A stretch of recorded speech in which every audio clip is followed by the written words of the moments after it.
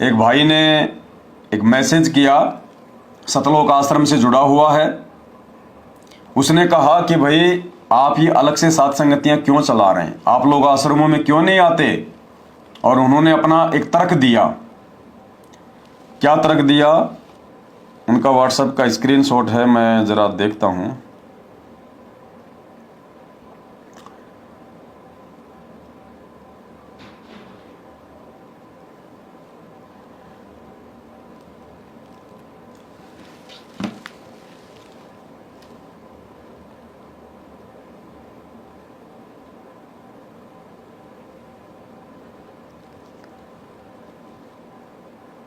उन्होंने ये तर्क दिया,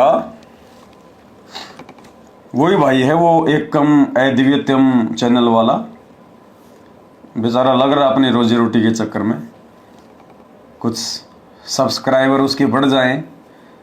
अब देखो, एक तरफ तो ये कहते हैं कि गुरुजी ने पवन दास का नाम लेने से भी मना कर रखा है, जो व्यक्ति पवन दास की शक्ल देख लेगा उसका नाम खंड हो जाएगा, जो व्यक्ति पवन दास की बात करेगा उसको गुरुद्रोही कर दिया जाएगा। और दूसरी तरफ भाई अपना चैनल को चलाने के लिए, यूट्यूब से दो पैसे कमाने के लिए दिन रात मुझ पवन दास के ऊपर वीडियो बना रहा है, संगत को मेरे वीडियो भी दिखा रहा है, संगत तक मेरी बातें भी पहुंचा रहा है, और मेरे पीछे लग गया हाथ धो के कि बस अब अगर मुझे दो पैसे कमाने हैं तो पवन दास का नाम लेके कमाने हैं, पवन दास की मेहरबानी से कमाने हैं मुझे। तो बहुत अच्छी बात है भाई, अगर पवन दास के नाम के कारण, पवन दास के वीडियो के कारण अगर किसी का परिवार, अगर किसी के बाल बच्चे जो है वो पल रहे हैं, किसी का पेट भर रहा है, तो बड़ी अच्छी बात है। ये तो दया मालिक की बढ़ाओ। जो वीडियो संगत तक हम नहीं पहुंचा पा रहे, कम से कम तुम्हारे माध्यम से पहुंच जाएंगे। जो समझदार होगा वो तो विचार कर लेगा, बाकी मूर्खों से तो ये आश्रम भरे ही पड़े हैं। तो उस भाई ने क्या सवाल किया, भाई जो सवाल किया था वो वीडियो क्यों हटाई जिसमें संत रामपाल जी महाराज खुद कह रहे हैं आश्रम में जाओ, इस शंका का समाधान क्यों नहीं किया। अरे तो कराओ अपने मैनेजमेंट से शंकाओं का समाधान है। एक तरफ तो तुम मेरे को गुरुद्रोही कहते हो हैं, और फिर मेरे से शंकाओं का समाधान भी तुम करवा रहे हो। भाई तुम कौन सी दुनिया के आदमी हो तुम, हैं? बिना पैंदे के लोटे हो क्या। एक तरफ तो कहते हो गुरुजी ने कह रखा जो पवन दास की बात करेगा उसका नाम खंड हो जाएगा, पवन दास से बात ही नहीं करनी, और दूसरी तरफ भाई तू अपनी शंकाओं का समाधान चाह रहा है मुझ पवन दास से। तो कोई स्टैंड पे तो रुक जा भाई। हैं भाई, जो सवाल किया था वो वीडियो क्यों हटाई जिसमें संत रामपाल जी महाराज खुद कह रहे हैं कि आश्रम में जाओ, इस शंका का समाधान क्यों नहीं किया। करेंगे भाई, थोड़ा सा दम खा जा। हॉस्पिटल में एक समय रात को इमरजेंसी में डॉक्टर नहीं था, ये कहना चाह रहा है कि जैसे गुरुजी जेल में बैठे हैं। हॉस्पिटल में एक समय रात को इमरजेंसी में डॉक्टर नहीं था, उसके चेले यानी कंपाउंडर थे, तो उन लोगों ने डॉक्टर से फोन पर बात करके इलाज किया। ठीक है। स्कूल में किसी कारण से टीचर को बीच में घर जाना पड़ा, तो टीचर ने क्लास के मॉनिटर से कहा जब तक मैं नहीं आता तब तक तुझे क्लास देखनी है। यानी गुरुजी ने कहा कि जब तक मैं जेल में हूं तब तक मैनेजमेंट ने संगत को संभालना है। इनके कहने का मतलब यह है, और कोई बात हो तो मुझसे फोन पर बात कर लेना। अरे तेरा नाम खंड हो जाएगा भाई, क्यों बात करने के लिए कह रहा है मेरे को, मैं तो कर लूंगा मुझे तो कोई दिक्कत नहीं है, लेकिन भाई तू खंड हो जाएगा, फिर तेरे को गुरुद्रोही करेंगे, फिर तेरा पीला पर्चा निकलेगा, फिर तू उनके पैर पकड़ेगा, फिर तेरी एंट्री करेंगे, कभी नो एंट्री करेंगे। देख ले, सोच समझ ले, अच्छे से सोच ले, समझ ले, क्योंकि मैं तेरे से फोन पे बात करूंगा, मैं रिकॉर्डिंग करूंगा, रिकॉर्डिंग फिर मैं संगत में डालूंगा, फिर तेरा कोऑर्डिनेटर भी देखेगा, फिर तेरा पीला पर्चा आएगा, फिर तेरे को पीलिया हो जाएगा, फिर तू उनके पैर पकड़ेगा, फिर वापस तेरी एंट्री होगी। तो क्यों पंगे में पांव दे रहा है मेरे भाई कि मेरे से बात कर ले। और कोई बात हो तो मुझसे फोन पर बात कर लेना। और सभी बच्चों से कहा सबको मॉनिटर की बात माननी है, नहीं तो सजा दी जाएगी। इसके बारे में क्या जवाब है। वाह भाई वाह। भाई कहना चाह रहा है कि संत रामपाल जी यानी डॉक्टर आश्रम में नहीं है, तो डॉक्टर ने मॉनिटर को कह दिया, कंपाउंडर को कह दिया, अपने चेलों को कह दिया कि संगत को संभालना, संगत को संभाल के रखना है। जैसे टीचर किसी कारण से स्कूल में नहीं आया या अचानक से अपने घर चला गया, तो पीछे से एक मॉनिटर को बोल गया कि बच्चों को संभाल के रखना, और जो बच्चा शरारत करे तो मुझे बता देना, मैं उसको गुरुद्रोही घोषित कर दूंगा, उसकी पिटाई कर दूंगा। ये घटिया एग्जाम्पल दिए इसने भाई। हम पिछली पीढ़ी के भगत हैं, समझे? हम पिछली पीढ़ी के भगत हैं। आज से पहले धोखा बहुत खा लिया। आज से पहले 4 युगों में, यानी सतयुग, त्रेता, द्वापर और कलयुग की प्रथम पीढ़ी में भाई हमने बहुत धोखा खा लिया। अब हम धोखा खाने वाले नहीं हैं। हम सात संगति से जुड़े हुए सतसेवक हैं। हम सतलोक आश्रम मैनेजमेंट हरियाणा के कोऑर्डिनेटर नहीं हैं। हम सतसेवक अपने स्वार्थों के पीछे नहीं चलते। संत रामपाल जी ने सद्बुद्धि दी है, उन्होंने अपना ज्ञान समझाया है, भली बुरी बातों से परिचित कराया है, अच्छे बुरे कर्म कुकर्मों से परिचित करा दिया, कहाँ काल ठगेगा, कैसे ठगेगा और कैसे बचना है, ये परमात्मा ने समझा दिया। अब तेरे ये डॉक्टर कंपाउंडर के चक्कर में आने वाले नहीं है मेरे भाई। अब तुम्हारी ये दाल नहीं गलेगी। ये डायलॉग बहुत पुराना हो चुका है, कोई नया डायलॉग गढ़ो नया, ठीक है? अब सुन ले जवाब। डॉक्टर यानी गुरुजी हैं, और गुरुजी चले गए जेल आपके अनुसार किसी काम से, डॉक्टर बाहर है। तुम्हें तो बताने में शर्म आती है कि जेल में है संत रामपाल जी। अरे है, भगवान अपनी लीला कर रहा है, गंदगी को छाट रहा वहां बैठ के। इस आर की छोटी जेल में बैठ के 21 ब्रह्मांड रूपी जो बड़ी जेल है, इसमें जो कैदी जो कैद हैं, आप और हम, 28 साल से ज्ञान देके छटनी कर रहा है, वो कचरा दूर कर रहा है। आने वाले समय में परमात्मा ने 1000 साल तक अपने मार्ग को चलाना है। अच्छी प्रकार से परमात्मा साफ सफाई करके जाएगा। छटनी कर रहा भगवान वहां बैठ के जेल में। अब डॉक्टर जब जेल गया, संत रामपाल जी जब जेल गए, तो भाई जेल जाने से पहले उस डॉक्टर ने हमारे को जो भी हमारा ऑपरेशन करना था, यानी नाम दे दिया, नाम दे के हमारा ऑपरेशन कर दिया। और नाम दीक्षा के बाद में डॉक्टर ने हमारे को नियम बता दिए, यानी वो परहेज बता दिए, 11 नियम, 35 नियम। और उसके बाद जाने से पहले डॉक्टर ने यह भी बता दिया कि बेटा, जो मैंने तेरे को गोली दवाई दी है, जो खुराक दी है, इसको टाइम पे खाते रहना। सुबह दोपहर शाम की आरती। तेरे को प्रथम मंत्र मिला है तो अपना प्रथम मंत्र, सतनाम मिला है तो सतनाम का जाप, और अपना सत्संग सुनना। सुबह उठते ही अपना चरणामृत पीना, परमात्मा का प्रसाद लेना, और जो भी नियम मर्यादा थी सारी उन्होंने बता दी। प्यार प्रेम से रहना, किसी के साथ लड़ाई झगड़ा नहीं करना, गाली गलौज नहीं निकालना, भक्ति मार्ग में छल कपट नहीं करना, काम क्रोध इन सब चीजों से दूर रहना। तो जाने से पहले डॉक्टर ने हमें सारी बातें बता दी, ऑपरेशन कर दिया और कहा कि बेटा अब तुझे कोई दिक्कत नहीं है। मैंने तुझे जो बातें बता दी, अगर तू इन बातों में सही प्रकार से चलता रहेगा तो तेरा रोग अपने आप कट जाएगा, तुझे और कहीं धक्के खाने की जरूरत नहीं है। ये कहकर डॉक्टर ने हमें अपने घर पे भेज दिया। हम अपने घर पे आ गए। अब हम भगत भाई बहन अपने डॉक्टर सतगुरु रामपाल जी भगवान की प्रत्येक आज्ञा का पालन करते हुए, क्योंकि डॉक्टर चला गया जेल में अपना कोई विशेष जो है वो कार्य करने के लिए, अब हम अपने घर पे जैसा उन्होंने बताया था वैसा हम कर रहे हैं, नो प्रॉब्लम। 3 समय की आरती कर रहे हैं, जो जो नियम मर्यादा बताई वो सब निभा रहे हैं, प्यार प्रेम से रह रहे हैं, ना कोई गाली गलोच है, ना कोई मारपीट है, ना कोई हा हुल्लड़ है, आराम से रह रहे, हमें कोई दिक्कत ही नहीं है। अब जो कंपाउंडर थे, डॉक्टर के जाने के बाद में पीछे जो कंपाउंडर थे, जिनकी पहले से ही आराम की रोटी तोड़ने की आदत थी, उन आश्रमों में जो कंपाउंडर थे ना, उन कंपाउंडरों की हराम की रोटी तोड़ने की आदत थी उनकी। भक्तों के दान पे अपना पेट भरने की उनकी आदत थी। अब डॉक्टर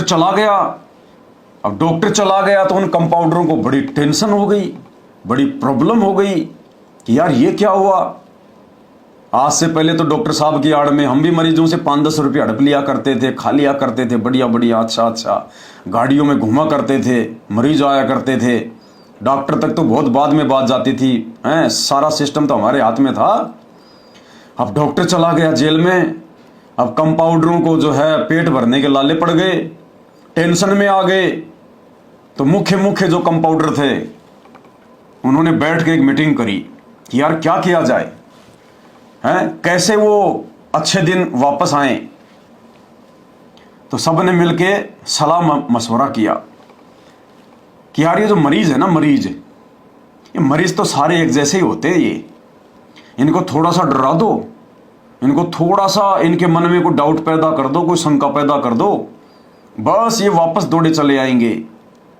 तो सभी कंपाउंडरों ने मिलके और ये मैसेज डालने सारे जो है शुरू कर दिए उन मरीजों को, संगत को, हैं कि डॉक्टर साहब का आदेश आ गया, डॉक्टर साहब का आदेश आ गया, आश्रम बनाएंगे, हॉस्पिटल बनाएंगे, हैं और बढ़ चढ़ के दान करो, बढ़ चढ़ के दान करो।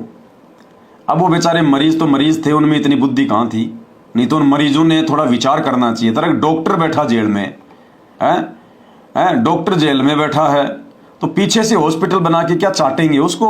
जिस हॉस्पिटल में डॉक्टरी नहीं है, जिस हॉस्पिटल में हमारा ऑपरेशन नहीं हो सकता है, उस हॉस्पिटल में जाके वहां पे क्यों अपना समय बर्बाद करें, क्यों अपना जो है वो धन बर्बाद करें। लेकिन मरीज बेचारे अब मरीज तो वैसे आधा बेचारा दुखी होता है, परेशान होता है, मानसिक रूप से थोड़ा मेंटल होता है। अब वो मरीज बेचारे आ गए चक्कर में, क्योंकि डॉक्टर का नाम ले दिया कि भाई हो सकता, भाई वो डॉक्टर के पास रहा करते थे कंपाउंडर, हो सकता है। चालू कर दी उन्होंने सिस्टम अपने। हाँ भाई ये पाठ वाली दवाई है ना, ये बहुत जल्दी काम करती है, ये 21,000 रुपये की आएगी। हाँ, और भाई किसी को अगर छोटी मोटी कोई प्रॉब्लम है, खांसी जुकाम है, तो भाई ये 2100 रुपये वाली जो टेबलेट है ना, ये ज्योति हवन की, ये काम करेगी। और बाकी तो ये 1-1 रुपए की, 2 रुपए की, ये सिट्राजोन, पिट्राजोन, आइबुकेम वगैरह, ये ले जाओ 2-2, 4-4 रुपए की, वो खुला दान पेटी में डाल दो। अब तो मरीज आने लग गए, बढ़ चढ़ के आने लग गए मरीजों ने सोचा भाई डॉक्टर का आदेश है भाई, लेकिन दिमाग किसी ने लगाया नहीं कि डॉक्टर बैठा जेल में, यहाँ क्यों धोखा खाने आ रहे हो, क्या मिलेगा यहाँ पे। इन आधे अधूरे डॉक्टरों से अपना इलाज करवाओगे तो मरोगे, और मर गए तो इन पे भी मुकदमा होगा, इनको भी जेल होगी। उन्होंने विचार नहीं किया, संगत आने लग गई, मरीज आने लग गए। अब कुछ एक मरीज बड़े समझदार थे, पढ़े लिखे थे, डॉक्टर ने काफी कुछ उनको अच्छे से समझा दिया था, उनको बता दिया था कि भाई देख डॉक्टर का काम डॉक्टरी कर सकता है, समर्थ का काम उसी को साजे, और करे तो मूर्ख बाजे। डॉक्टर का काम डॉक्टर को साजे, कंपाउंडर करे तो मूर्ख बाजे। और देख तू बिल्कुल किसी के बहकावे में मत आना, मैं किसी कारण से जेल में जा रहा हूं, मैं बाहर जा रहा हूं। एक बहुत बड़ा षड्यंत्र है ये इन कंपाउंडरों का। इन नालायकों ने मिलके ना एक मीटिंग कर ली है कि यार ये डॉक्टर है ना, इस डॉक्टर का जो है वो पत्ता साफ कर दो इस डॉक्टर का। अब आप और हमें डॉक्टर हो गए, हमने सब कुछ देख लिया है डॉक्टर क्या करता है। ये डॉक्टर नाम देता है तो नाम की अपने पास में वो DVD आ गई। अरे डॉक्टर की क्या जरूरत है नाम देने के लिए। डॉक्टर 21-21 हजार रुपये की टेबलेट देता है तो वो तो अपने को भी पता है, अपन कोई भी भगत को बैठा देंगे, 1100 रुपये का छुड़ाने से गरीबदास जी को ग्रंथ साहिब ले आएंगे, वो मेडिकल की पुस्तक ले आएंगे, और जो अच्छा बोलना जानता है, जिसको हिंदी अच्छी आती है, जिसकी आवाज़ बढ़िया है, उसको वो MBBS की पुस्तक देख के उसको बैठा देंगे, माइक वाइक लगा देंगे। जो मरीज आएंगे उनके लिए चाय बिस्किट की व्यवस्था कर देंगे, खाने वाने की व्यवस्था कर देंगे। तो मरीजों को महसूस ही नहीं होगा कि यार ये तो सब कुछ वैसा चल रहा है जैसे डॉक्टर के समय हुआ करता था, सब कुछ वैसा चल रहा है। तो एक षड्यंत्र के तहत उन सब ने मिलकर, नालायकों ने, और डॉक्टर को तो जेल में भिजवा दिया, और खुद नालायक बैठ के डॉक्टर बन गए। सफेद कोट पहन लिए, मार्केट से, क्योंकि सर्जन की दुकानें आजकल मार्केट में होती हैं, वो कान में लगा के चेक करने वाले ले आए, वो स्टेथोस्कोप ले आए, कैंची वाची ले आए, और कोट काट पहन के, वो खा के आराम का माल, पेट मोटे मोटे हो गए उनके, अब लोग देखो भाई डॉक्टर है भाई, वो पक्का डॉक्टर है भाई, वो मोटो, और वो मोटा वाला डॉक्टर है। मरीज को तो बस कोई सफेद कोट पहन के दिख जाए वही डॉक्टर है। गले में अगर कोई अनपढ़ आदमी भी हॉस्पिटल में हम जाएं, और हॉस्पिटल में बिल्कुल जाहिल आदमी, गंवार आदमी, जिसको कहखेगा नहीं पता, वो भी अगर सफेद कोट पहने हुए है और गले में अगर वो 100 रुपए का वो पाइप से डाले हुए है, आम आदमी सोचेगा डॉक्टर साहब है, डॉक्टर साहब नमस्कार, डॉक्टर साहब नमस्कार सर हैं। तो इन मोटे मोटे पेट वाले कंपाउंडरों को देख के, कोऑर्डिनेटरों को देख के आम संगत ने सोचा भाई ये तो पक्के डॉक्टर हैं, भाई डॉक्टर ने इनको ट्रेंड कर दिया, तो इन्होंने अपना धंधा शुरू कर लिया। अब कुछ एक मरीज थे, वो बड़े समझदार थे, सत्सेवक, उन्होंने देखा रे यार ये तो धंधा शुरू हो गया, और जाते जाते फिर डॉक्टर भी तो बोल गया, जाते जाते डॉक्टर ने भी तो पूरी सिट्टी पिट्टी खोल दी उनकी। बोल गया डॉक्टर कि भाई ये तो षड्यंत्र था, मैं अपनी मर्जी से जेल नहीं गया भाई, लोगों ने षड्यंत्र किया है इस आश्रम को हड़पने के लिए, इस हॉस्पिटल को हड़पने के लिए, दान धर्म लेकर अपना पेट भरने के लिए, ये लोगों का षड्यंत्र है। अब भाई डॉक्टर के मुंह से ऐसी बात सुन ले, और उसके बाद अगर कोई मरीज उन कंपाउंडरों के पास इलाज करवाने जाए, तो उससे बड़ा मूर्ख और कौन हो सकता है धरती पे, है? तो डॉक्टर जाते जाते क्या बोला, संत रामपाल जी ने जाते जाते उन कंपाउंडरों के बारे में, सतलोक आश्रम मैनेजमेंट हरियाणा के बारे में, राष्ट्रीय समाज सेवा समिति के बारे में क्या बोला।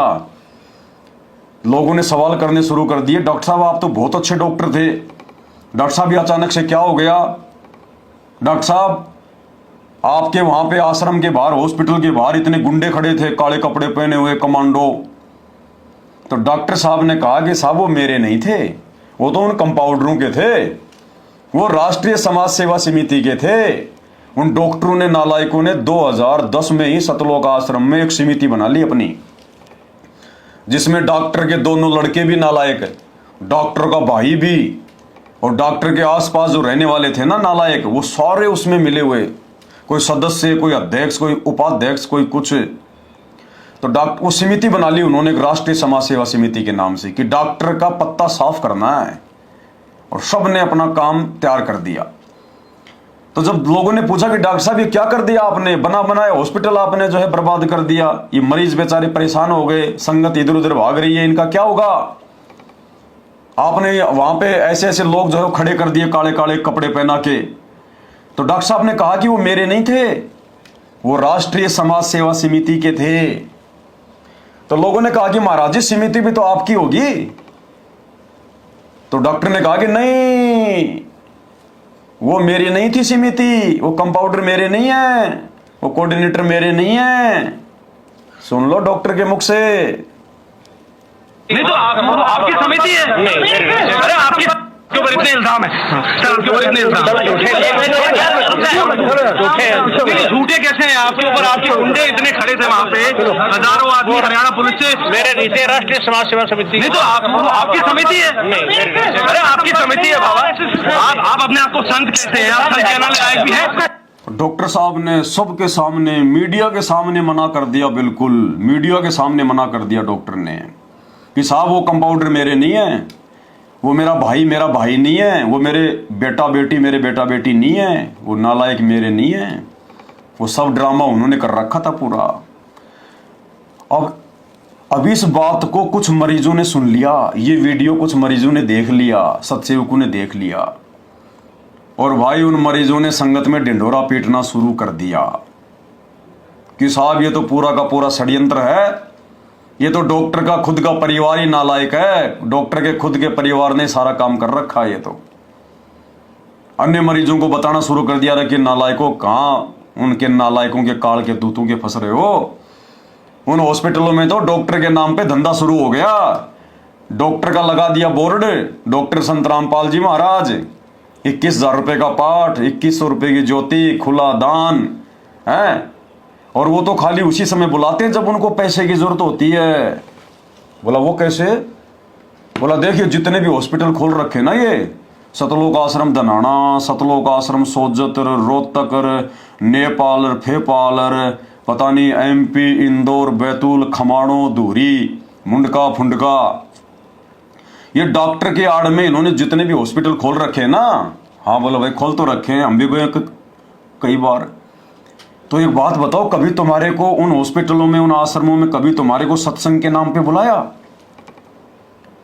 तो बोला सत्संग के नाम पे, और सत्संग के नाम पे तो नहीं बुलाया कभी। क्या तुम्हारे को रोज बुलाते हैं? ना, रोज तो नहीं बुलाते। क्या वो ये कहते हैं कि तुम कोई भी दिन आ सकते हो यहाँ पे सत्संग सुनने के लिए, 3 दिन 4 दिन रहो, कोई दिक्कत नहीं है?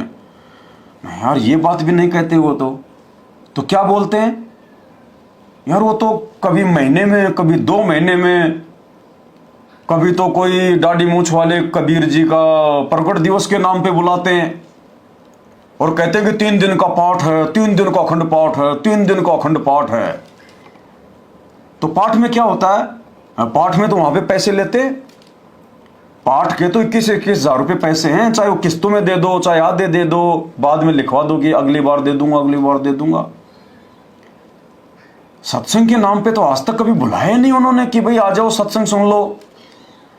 वो तो या तो कोई गरीबदास जी का बोध दिवस आएगा, या संत रामपाल जी का अवतरण दिवस आ गया, या फिर वो केशव बंजारे वाला आ गया, दिव्य धर्म यज्ञ दिवस आ गया, या फिर कबीर जी का वो प्रकट दिवस आ गया है। वो तो जब कोई मैन कोई प्रोग्राम आता है ना, कोई जयंती आती है, वो तो उसी दिन बुलाते हैं। और भाई, और उस दिन वहां पे कोई सत्संग होता है? अरे कहाँ का सत्संग होता है यार। अब 3 दिन तो माइक में पाठ लगा देते हैं, भगत आ रहे हैं, जैसे मंदिरों में जाते हैं, भीड़ रहती है, एक ने मत्था टेका नहीं, उससे पहले मार के उसका चोटा पकड़ के चल निकल आगे, चल निकल आगे। वो तो एक दिन भी नहीं रुकने देते। सुबह आओ शाम को जाओ, सुबह आओ शाम को जाओ। क्या कभी 3 दिन नहीं रुके? अरे रुकने नहीं देते 3 दिन। 3 दिन तो खाली अपने रिश्तेदारों को रोकते हैं, धनाना गांव वालों को रोकते हैं, बाहर की संगत को तो बेचारे को एक दिन बड़ी मुश्किल से रो पीट के, जो भी आया अपनी जेब खाली कर दो और चलो निकलो यहां से, अगले महीने के लिए जेब भरो, मजदूरी करो, जो मर्जी करो, अपनी जेब भरो, और फिर हम लोग तुम्हें बता देंगे। उस दिन आना, पाठ करवाना, ज्योति के पैसे देना और यहां से भाग जाना। हाँ यार, बात तो भाई सही है तुम्हारी यार। सत्संग के नाम पे तो आज तक कभी इन्होंने बुलाया ही नहीं भक्तों को। जब भी बुलाया अखंड पाठ के नाम पे, अखंड पाठ के नाम पे, अखंड पाठ के नाम पे। बताओ। और जब डॉक्टर साहब थे आश्रम में बरवाड़ा में, तब डॉक्टर साहब ने कभी कहा कि 3 दिन का अखंड पाठ है, 3 दिन का अखंड पाठ है? कभी कोई पर्चा निकलवाया? यार नहीं। डॉक्टर साहब तो ये कहते थे कि बच्चों पूर्णिमा को 3 दिन का सत्संग है, बच्चों अमावस्या को 3 दिन का सत्संग है।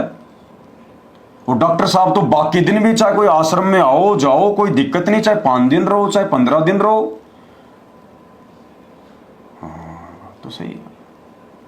तो भाई ये तो वास्तव में तो धंधा हो रहा है। अब ये बातें कुछ लोगों के धीरे धीरे समझ में आने लगी। अब समझ में आने लगी तो धंधा कम होने लगा, पैसे कम आने लगे। तो उन कंपाउंडरों ने वापस मिलकर एक स्कीम बनाई, मीटिंग करी कि यार ये कौन आदमी है जो हमारे मरीजों को रोक रहा है, हमारे मरीजों को डॉक्टर की ऐसी विधि बता रहा है कि वो घर बैठे अपना सारा काम कर रहे हैं, उनका रोग भी ठीक हो रहा है, कोई समस्या भी नहीं आ रही उनको। और अपन यहां जिनका जबरदस्ती इलाज कर रहे हैं, जबरदस्ती है पेट में दर्द दे रहे हैं कान की दवाई, इनको फिर भी प्रॉब्लम आ रही है, हजारों की संख्या में तो मर भी गए। वो तो अच्छी बात है कि डॉक्टर के नाम पे अपन ने हॉस्पिटल खोल रखा, इसलिए किसी ने कोई मुकदमा नहीं किया, नहीं तो हजारों मर गए। और ये हॉस्पिटल बनाने में 4-5 मर गए धनाना आश्रम में, ट्रैक्टर के नीचे दब के 4-5 मरीज तो वही मर गए सेवा करते करते। हाँ, और आते जाते हॉस्पिटल में आते जाते ना जाने कितने एक्सीडेंट में मर रहे हैं। और बीच में एक बड़ी महामारी आई थी कोरोना, उसमें तो ना जाने हजारों मर गए। ये तो अच्छा है कि हमने डॉक्टर के नाम का बोर्ड लगा रखा है, इसलिए लोग डॉक्टर के नाम से हमारे ऊपर मुकदमा नहीं कर रहे। लेकिन ये देखो, ये इन संगत को समझा कौन रहा है? हमारे हॉस्पिटलों को बंद कौन करवा रहा है? तो पता चला कि ऐसे ऐसे कोई पवन दास है, फलाना दास है। अच्छा,